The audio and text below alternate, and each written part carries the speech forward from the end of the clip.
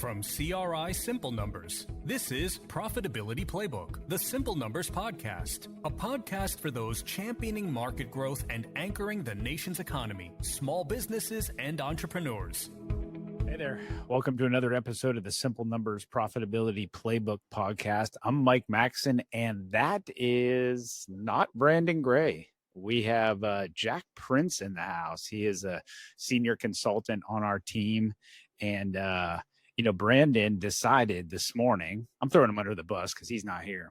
Hey, I get a text. Hey, I can't do the podcast this morning. I'm out of town at a speaking event that he's presenting at. And I go, well, I've already got this slot blocked off. I'm going to be here. So I drug Jack into this. And so I apologize in advance for anything he says. But I think he's going to give you guys some good nuggets nonetheless. So Jack, welcome to the show, my man. Thank you. It's I'd say it's been a long time coming, but I don't think I've been invited. So I'll take my first opportunity. How about that?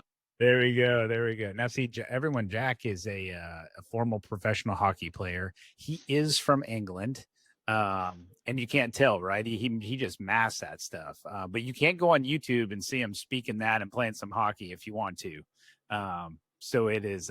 Anyways, we've been working with him for a while. Good to have him on the team, and he works with a lot of clients, a lot of businesses. The people that he works with love him and love what he brings to the table.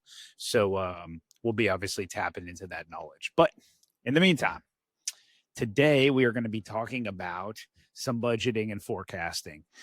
We are coming up at the time of the year where everyone is doing year-end planning and looking at things of what they're going to do for 2026, everything from personnel to what they're going to spend money on, to obviously overall strategy of whether it's growing, not growing, if that's not the case, and how to best navigate that. Things like acquisitions, setting up other offices, all kinds of things going on across our client base and just in the overall economy coming into 2026. So we're here to throw down on the budgeting and forecasting. So it's important before we get going, to establish the difference between the two. Jack, I will take the budgeting aspect of it first. You take the forecasting, and we'll first lay out what those mean and how we feel about them, because they're both important and they both can actually be done. Just how you use them and how they're obviously used going forward is actually the most important thing. So I'm going to start off with budgeting. So budgeting is something a lot of businesses have been doing for centuries. I imagine that since business became a thing, people began to budget. Hey, what is my expense layout going to be? Because I need to make sure I have a grip on how much money we need to spend. Right. And that's obviously extremely important. Budgeting is a lot more of a defined process, meaning that before anything ever happens, people are usually like, my marketing department is going to spend $500,000 this year or $1 million. They're set on that. That is what is going to happen. Right, wrong, or indifferent. They're set on it. You're making a budget. That's how much money I'm going to spend on marketing this year. Facilities, I look at my rent and my telephone and all that, and hey, we are going to spend $25,000 on that. That's a budget, and I'm all for it. I think people, especially in departments, and you want to give their managers and team members parameters around what they can spend money on, and that keeps them in line. And so think your budget is exactly that. It is a layout of your expenses. We will get into how to use that, the pros and the cons in a second. But from the most part, that is budget. You're going to go through and look at how much money you're going to spend. And I'll tell you in a minute how we're going to actually do the budgeting process. But I just want to lay out and define budgeting. So Jack, take over. Tell everyone what forecast. Well, I may just go off with a bang here. To me, I understand budgeting and I get it all, and we'll get into the forecasting here in a second, but to me, budgeting is just the easy way out. So I'll say that we'll maybe get into that in a little bit later. But forecasting, on the other hand, is a little bit more in depth. And so there's nothing bad with starting with the budget, but ultimately then a forecast is living in reality of where things are. And so when you have a forecast, this is our what we are projected to spend. But if we do better, we can spend more. If we do worse, we've got to spend less. But at the end of the day, it is a living in the moment, month by month. What are we doing compared to something, whether it be a budget, whether it be targets, whatever it may be? We're starting with that base and adjusting as we go through it so that we don't get ourselves in trouble by the end of the year. Correct. And would you agree that when it comes to the forecasting, I feel like that is a lot of that's done at the leadership level of how things are going to play out. I do understand, though, the importance of you have a company of 200 employees. I just can't be letting everyone willy nilly forecast across the board and putting that out. I got to give Steve over here in shipping, like, hey, man, this is your department. Last year you spent, you know, $800,000 on your team training and all this other stuff. And we didn't really look at this. So guess what? This year we looked at what things are going to cost, and you need to keep this around like 600,000, because if we let Steve forecast, he might not understand it. You see what I'm saying, that with that budget side of it? I think that's more how people look at it versus just. Well, and you start with a board with a budget for a forecast, right? Or targets, Mhm. whatever people want to call it. Sure. And then it's going down to Steven saying, hey, you've got this amount to begin the year. But if we don't hit our overall company, those things are going to change. And so you can't go ahead January 1st and spend your entire year budget every month for the rest of the year. Correct. That is the big piece. Is we've got to be nimble enough where trainings happen and we almost plan each month as we go out, maybe even a quarter out as we go on that standpoint. And again, it's the awkward transition period, right? For the folks that you're talking about that are 5,000 employees, they're established enough where the budgets can really work for them. For the folks that are growing into that, or they've never been there before and they don't know what to expect, that's where budgets are rigid and forecasts are needed until you get to a place where you've been before or you're able to replicate, and then the budget can take over. But forecasts are really for places that you're not used to, never been, or something new. And I will say this, everybody. I think the key takeaway here today, I'm going to say this now because it's in my brain. Both forecasts and budgets need to be evaluated on some sort of time frame, not 1 year from when you said it. And so, right, wrong, or indifferent, whether you just say, hey, we budget every year, we use forecasting, or we do both, at least quarterly, you need to be revisiting everything. And I think that today, if we remember anything, I'll say it again at the end of the episode. You need to make sure that if you set a budget, you review quarterly. And if you set a forecast, you review a worst quarterly. Some businesses with a lot more moving parts might be doing that more monthly in terms of revisiting their forecast and maybe holding off on the budget because you still want Steve over there in shipping. By the way, I apologize to anyone named Steve. By the way, I don't know Steve in shipping. We don't have shipping here. Hey, I'm just picturing my brother Steven throughout this all, and I'm just throwing shade at my brother the whole time. So I'm good with using the name Steve or Steve. Yeah.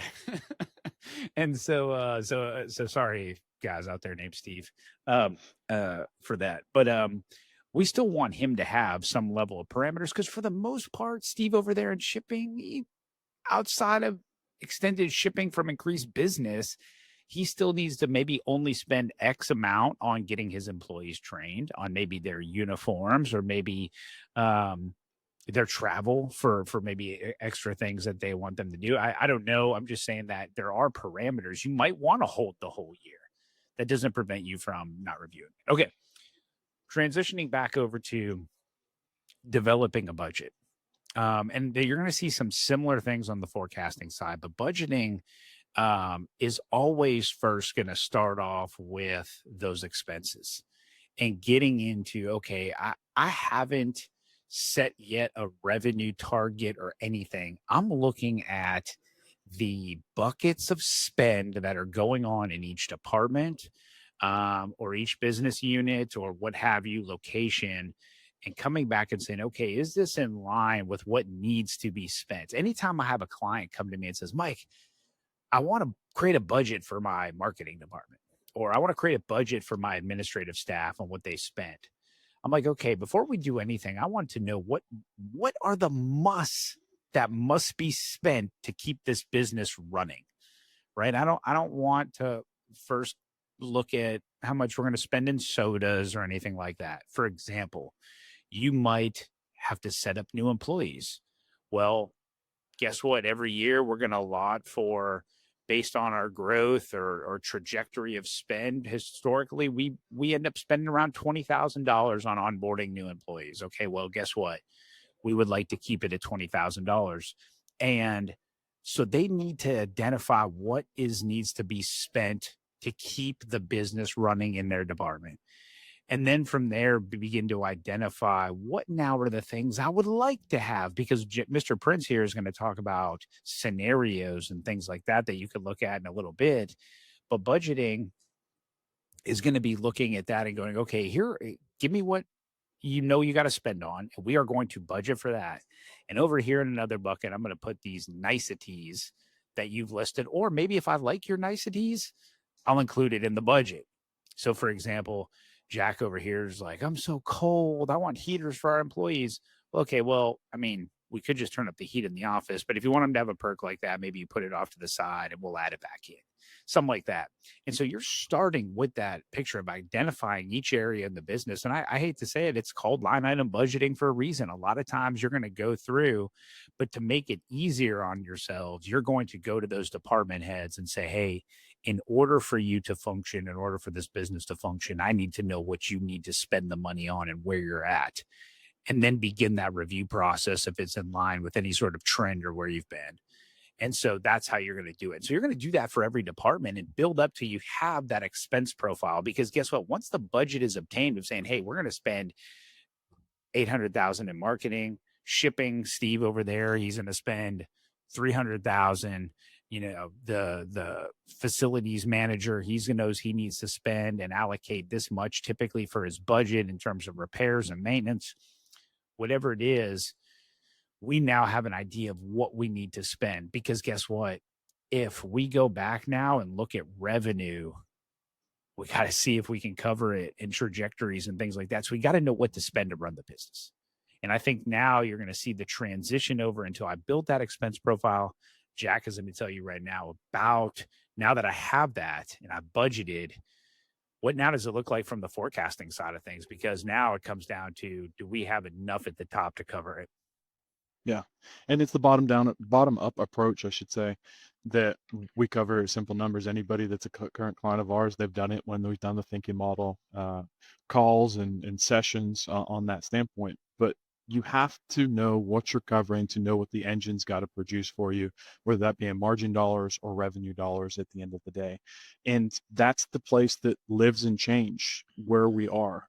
Again, I got a client right now that texted me over the weekend that said, hey, we've got to have a call in the next 2 weeks. We're setting out 2026 budgets, and here's what I want the business to look like at each of these 3 revenue numbers. And I text him back exactly what Mike has just gone through over the last few minutes of, well, we got to look through what the costs are first.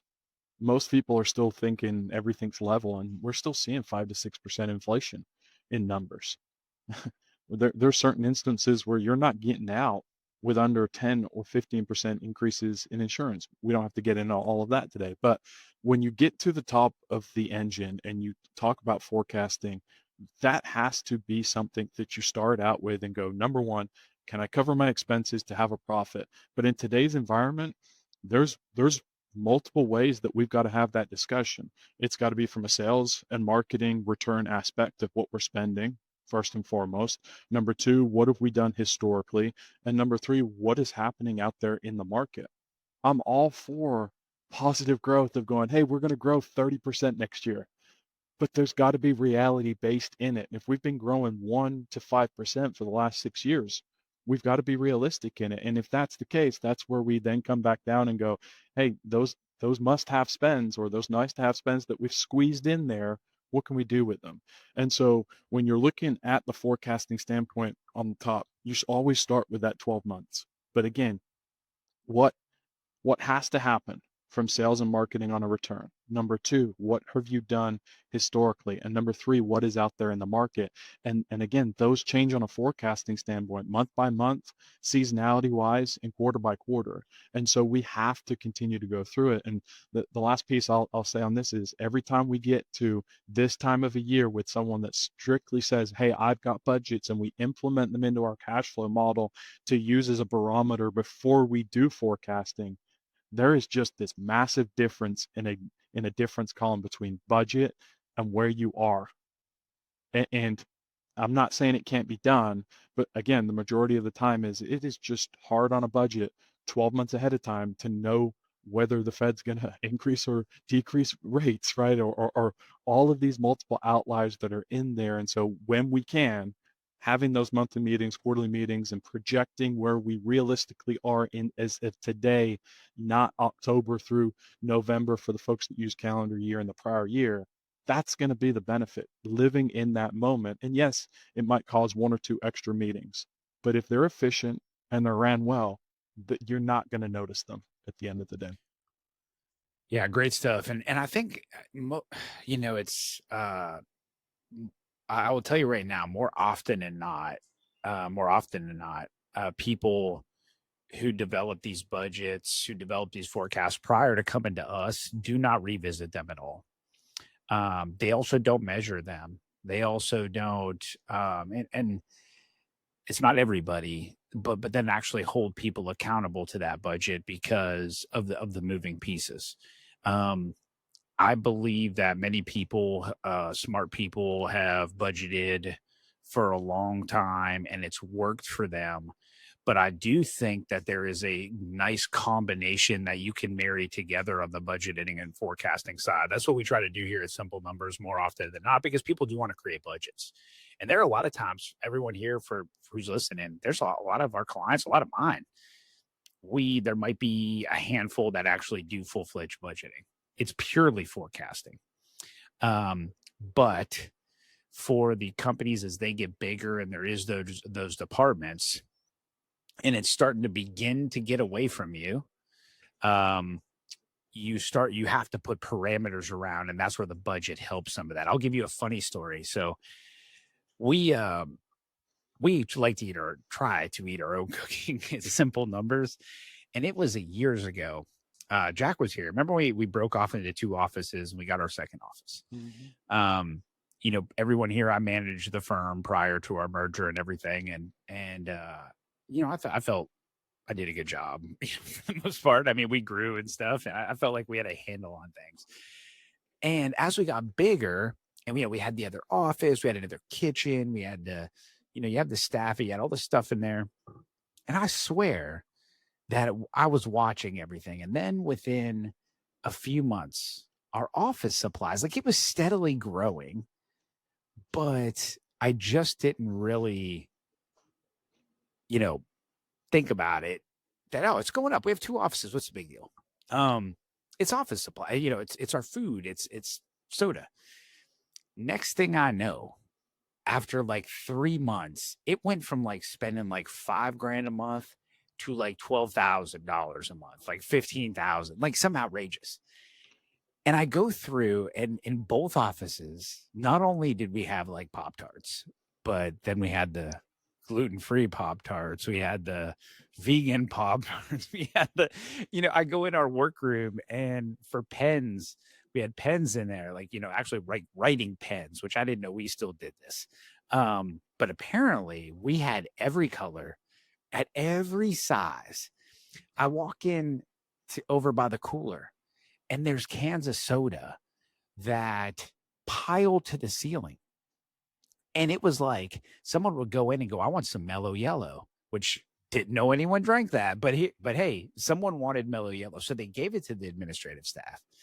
And the administrative staff just throws in the order for Mellow Yellow, and then it keeps rolling. And next thing you know, we have 75 cases of Mellow Yellow. Anyways, the moral I remember guys, I do remember pouring a lot of Mellow Yellows down the sink at one point years ago. Oh yeah, that is a lot of Mellow Yellow. But my point of it is that this was a prime case of that we never actually established, like, hey, this is really the amount of food we need to buy. This is really the level we need to keep it at. And that's what we're going to spend every month. And everyone's going to be okay. We weren't, these were snacks, coffee, you know, obviously great things to have for the office that we want to keep stock, but it gotten completely. I mean, there was like 50 different coffee creamers. I mean, it was like anyone who wanted one just got one. And that stuff stacks up over time. But my point is that we never established like, hey, every month or spend $8,000. And this will allow you to buy enough things, create the snacks, find the deals. We never established that with our admin team. So it got to be a runaway thing. And so having that budget, providing it to that department that I was in charge of, it would have been great to do, right? But we're just like, oh, we're growing. We know forecast. It's good. But the amount of people wasn't changing at a rapid pace where we needed to add another 4 million calories of food to our kitchens. And, while it's been good for us and bad for our guts, it's still there. But that's a prime example of how fast it can get away and where a budget can be contained. And so, to you, Jack, from a forecasting side, that's where I see one of those weaknesses of forecast, because I can't take that forecast back to Steve or just me on the admin team and say, hey, Mike, spend money in your admin department, but don't forget we're growing 12% year over year. So you know what? You might keep adding, you might increase your Pop-Tart budget every time we grow by 12%. And I don't think that's the case. And so No, that's why that. and I think in a perfect world, the budget and forecast used together are the best tools to apply. Yeah. I think they're just looked at two different ends of the bookshelf. And people go, well, I either do a forecast or I do a budget. And I don't think there's a bad in each. I mean, I'll give you the best example. We're doing some compensation plan discussions that we've created for a couple of clients right now. And for this year, we're looking at 3 different ones. We're looking at one that has our team today if we don't grow. I've got another one that has our team if we do a moderate growth and we hire 1 or 2 people. And then I've got a third one that is if we grow like we've been able to the last couple of years. Same sort of scenario with direct labor, right? Again, how can you set a budget and go, hey, this is where I want to be? Not most people go, well, I'm going to hire this many people, and they just throw in that salary. Well, the reality is you're not going to have all of those salaries on for a full 12 months in your budget. Again, not a lot of people go all the way into a budget to use it the best way either, that forecasting gets you to do. And so again, I still think the reality is both work the best. And that kind of leads me on to the next point I wanted to make sure we discuss was we're living in an environment that is continually to be different than ever before as we're looking through here. And I think, again, as we get into this time of year, I'd be remiss if I didn't tell everybody and share everybody on here that we can't do the same as what we've always done. And so if nothing else, realizing that, again, we are in this different environment.